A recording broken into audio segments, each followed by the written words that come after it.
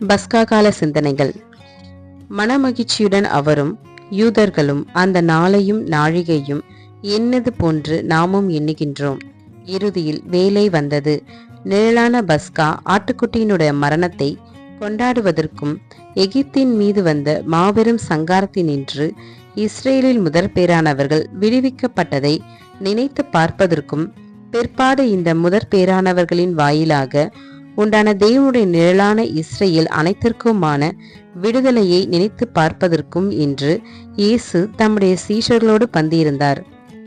நிழலை ஆசரித்து முடித்த பிற்பாடு ஆண்டவர் புதிய அடையாள சின்னங்களை கையில் எடுத்து, இது முதல் என்னை நினைவு கூறும்படி இதை செய்யுங்கள் என்று கூறுவதை கேட்பதும் எத்தனை விலையேற பெற்றதாய் இருக்கின்றது.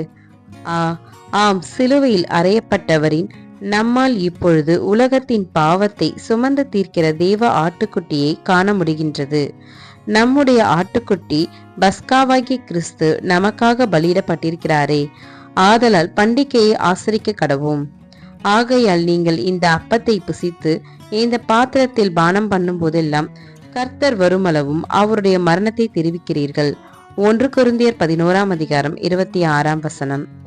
அவரது ராஜ்யம் வரும் பொழுது நாம் அவருடைய கூட ராஜ்யத்தில் புதிய திராட்சரசத்தை, அதாவது புதிய ஜீவனையும் சந்தோஷத்தையும் பானம் பண்ணிடுவதற்கு அனுமதிக்கப்படுவோம்.